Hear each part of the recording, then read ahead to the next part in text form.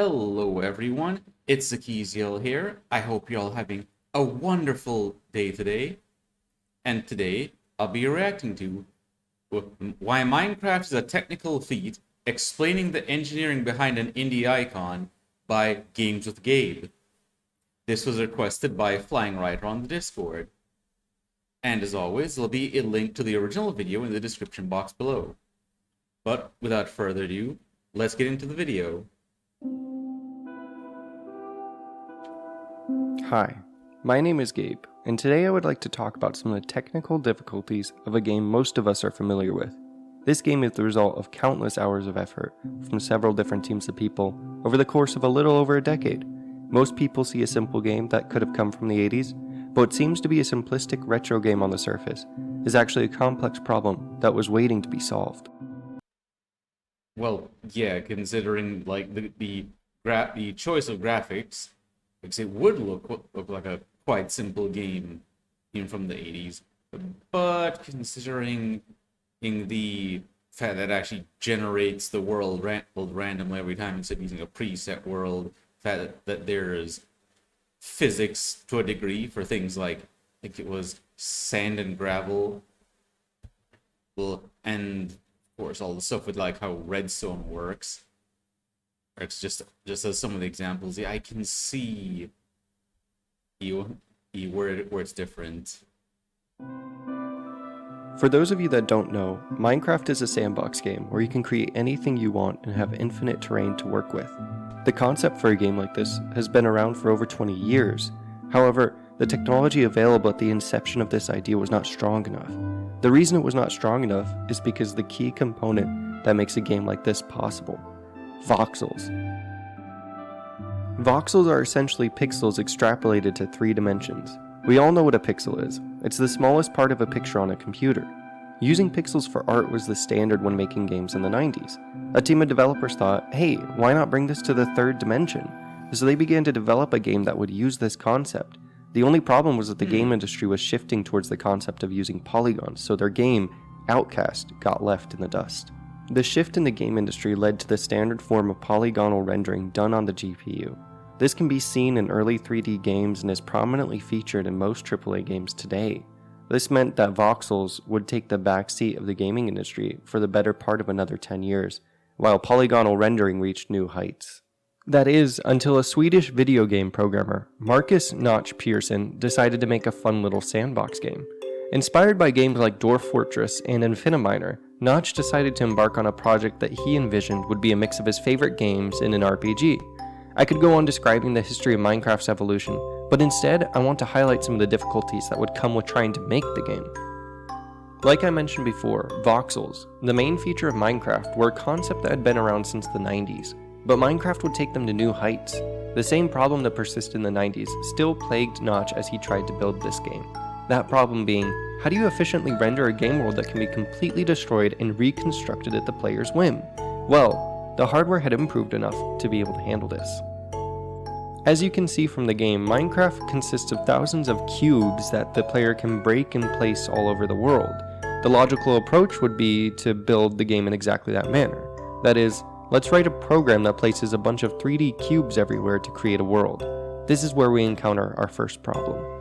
You see, the way a computer's GPU works is that the less geometry it has to deal with, the faster it will run. If we dissect a simple Minecraft cube, we can see that it actually contains several different components. One cube contains 8 vertices, 12 triangles, and 6 faces, each face with a unique image, and that's just for one cube. Imagine that we continue to do this for our entire world. We simply start placing these simple pieces of geometry all over until a world starts building. We start to run into a problem though. Minecraft's standard settings for a chunk radius is 12. That means there are 12 chunks surrounding the player to the north, the east, the south, and the west. Each chunk is 16 by 16 by 256 blocks. That means that each chunk consists of 65,000 blocks. That is 790,000 triangles. In comparison, most Overwatch characters only have around 60,000 triangles. I hope you can begin to see the problem here. Oh. The solution is pretty straightforward. Don't render all the blocks. There's no sense trying to render all the blocks because the majority of the faces are being hidden by other blocks. So you just need to find a way to remove the faces and vertices of unseen blocks. This involves a complex process of using a predefined algorithm to create a mesh, which is a collection of vertices that contains all the visible faces. The mesh is basically just combining all the blocks into one big weird shape. This can reduce the try count up to 1/10 as many tries. Now that you can remove the faces of hidden blocks in each chunk, you might want to remove the faces of the blocks between each chunk. This will continue to reduce that try count and effectively solve our first problem, which was reducing the try counts that we can render enough blocks on the screen. We may have solved some problems, but the problems above pale in comparison to another problem that loomed in the distance. Minecraft is seemingly infinite and can generate completely unique worlds every time you play. How in the world do you create a completely unique world that still looks good and is fun to explore? How can you create such complicated yet ordered thing like land that is structured yet chaotic? Well, the caveat of still looks good is yeah, it's a tough one since just you is creating a random seed based on the computer's clock wouldn't exactly necessarily create something that looks good. This same question plagued a man named Ken Perlin. Ken Perlin was tasked with creating computer-generated imagery, or CGI, for Tron in 1982. He hated the way CGI generally looked in films. It was too structured, and he wanted a way to make it look more natural. Take, for instance, a mountain. If you see a mountain silhouette in the distance, you could almost draw the lines of the peaks and the valleys, trace it with your finger, and create a discrete image that describes that mountain line. The line would rise and fall within reasonable limits, never seeming too sporadic, yet always seeming completely random. This is the effect Ken Perlin wished to achieve with computer graphics. So he developed an algorithm that can compute this random yet structured look for the movie, and it later became a de facto standard for creating structured randomness in things from video games to cinematic effects like smoke and fire. The basic premise used to create the noise is to build an n-dimensional grid based on how many dimensions of noise you want, like 2 dimensions, 3 dimensions, 4 dimensions, etc. And then you draw a vector pointing in a random direction away from the grid point it's attached to. You then compute the gradient, which is the angle between the vectors, on the sides of this to come up with a structured noise. Then you interpolate, which is smoothing out those values to give it a more gradual feel. The result of all of this is Perlin noise. The way that this is used in Minecraft is by building a basic 2D height map. That's a map of what the terrain would look like if you were looking down on it from directly above. You can then use the pixel value, a value from white to black, and multiply it by the highest point you want your terrain to go to. In Minecraft's case, that's 256. Then it will give you how tall that particular point in the map is supposed to be. Next, you can throw in some variation of blocks based on the height, like grass at the top and stone in the middle, and you have yourself some basic terrain. The final piece of the puzzle that's also solved by Perlin noise is reproducibility. Not only does Perlin noise create the random yet seemingly natural landscape, but it also works on a graph pattern so that you can continue to query points in any direction and get more noise. That's how Minecraft is able to create infinite terrain and continue creating it as the player explores in any direction while it melds seamlessly together. Of course, solving the problem of terrain and drawing the terrain onto the screen only takes you so far. What about the caves, the overhanging cliffs, the biomes? These were all questions that would be answered in due time as Notch continued to develop the game with the help of his ever-growing team. You know, when you think about it, it's also quite the achievement, like how far Minecraft has come from its early days, like before you even get into mod content, like just how far the base game has been developed since then. Let's see how to solve the first problem, caves. In Minecraft, there are randomly placed cave systems that form vast, complex underground worlds. Inside these cave systems are dungeons, abandoned mine shafts, and monster spawning holes. The caves take random twists and turns, and vary in size enough to represent what a real cave system might look like.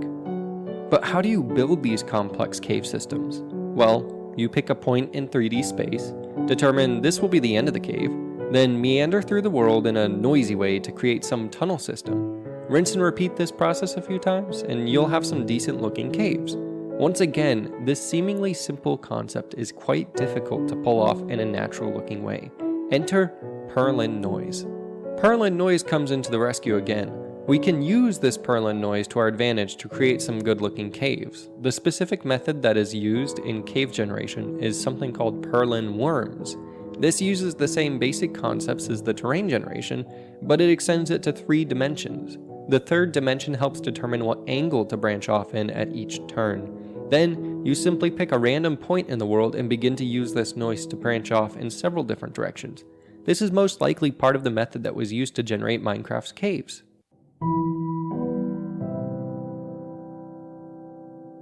The next interesting feature that needs some explaining is how biomes work. A biome is just a type of ecosystem we see present in the real world. Things like deserts, swamps, mountains, and jungles are all examples of biomes. One of the biggest problems when it comes to biomes is placing natural biomes next to each other. For example, a desert should not be placed next to a jungle. Initially, Minecraft used the following method to ensure that 2 disparate biomes were not placed next to each other. This method was to create a lookup chart that contains precipitation and temperature mapping to some biome. Then you create 2 more purlin noise maps the same way that we created the terrain, and then you use those maps to assign temperature and humidity to each part of the world. Then you would use a lookup chart and the purlin maps to determine what type of biome each part of the world is. If it's dry and hot, you have a desert, dry and cold, the Arctic, wet and hot, you have a jungle, and so on and so forth. The only problem with this approach is that as more biomes get added, it's more and more complicated to keep the lookup chart going. So the Minecraft team decided to ditch this and use a simpler solution that allowed for disparate biomes to be placed next to each other: rivers. Instead of trying to blend biomes together, you can just have a hard line of separation, and the separating line is the river. This reduces the need to make sure that each biome is predefined in a complex chart and allows multiple biomes to be added with relative ease. Creating rivers is also pretty simple. We just find the line of separation between the biomes and put a river there.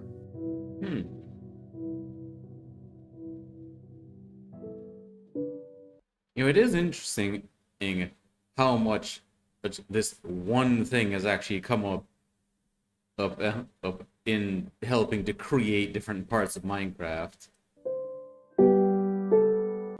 Now that we have interesting worlds being generated with complex caves and varying biomes, we have to deal with the issue of how to light it all up. In typical modern AAA games, lighting is calculated as much as possible before the game is even run. This is done through a process called baking. The way this process works is by taking a mostly static scene, think of an indoor scene where objects don't move, and then processing all the shadows on all the objects before the game is run. But that won't work for something like Minecraft, where you can place light sources and remove them, and also carry a light source in your hand. All this information is then saved and then loaded once the game starts running. Minecraft is completely random every time you play. So there goes the idea of baking. This rather large problem was also solved in quite an ingenious way. Instead of calculating lighting using photorealistic methods, which is what most AAA games would do, Minecraft chose to stick to a stylistically simple method that looks fine in a cartoonish game. This method involves a few different things. The premise of the solution is to store the light level of every single block in the world. This light level would then be used to determine how bright that specific block is. The first step to calculate this light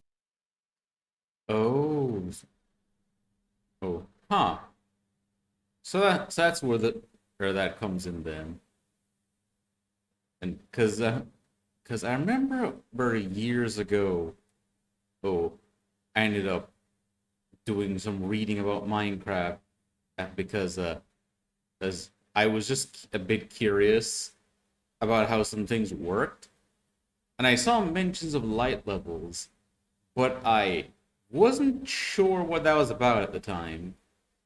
light level is to start at the top of the world, which means Y level 256. Next, if there are no blocks on the top layer, then each block is marked as having a full light level, which is 15. The process continues downwards. If a non-transparent block is hit, then the light level underneath that block will take on a mixture of the values to the left and the right and the bottom of it. So, if you have one block that's floating in the air, the empty space beneath that block would have a light level of 14, since this is the next smallest value from all the spaces around it. As you continue downwards, the light level of the block directly above you takes precedence over the light levels to the right and to the left. This means that lighting can now be calculated and stored the same way that all the blocks are stored in memory. It also means that the lighting no longer poses a large threat to the GPU. There is one more complication in this lighting schematic though, and that is light sources that can be placed. In Minecraft, you have items such as torches, glowstone, and end rods that can be placed and give off light.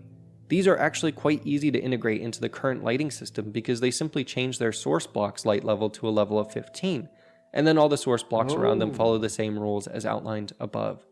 This gives Minecraft a unique advantage over almost all other games in the fact that you can place unlimited light sources. This is almost impossible to do in games like Call of Duty because all the lighting in those games are calculated to be photorealistic, and having too many light sources can slow down the GPU tremendously.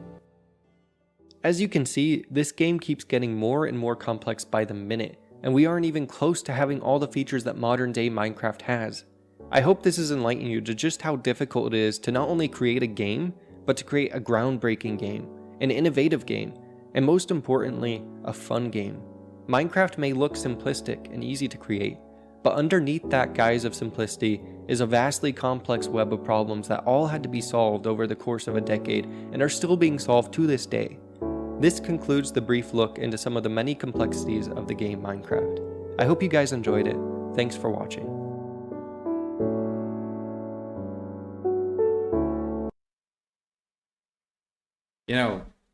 Speaking of, by the way, the whole thing of how Minecraft works and how much of the stuff of Gabe went through without even touching on a lot of the features that modern Minecraft has.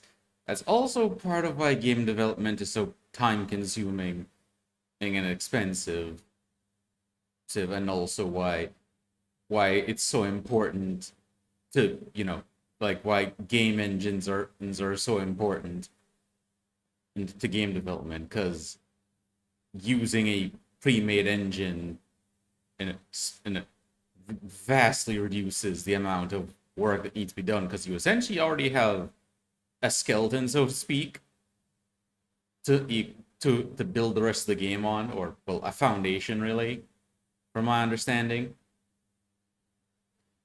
But I hope you guys found that informative and enjoyed watching with me.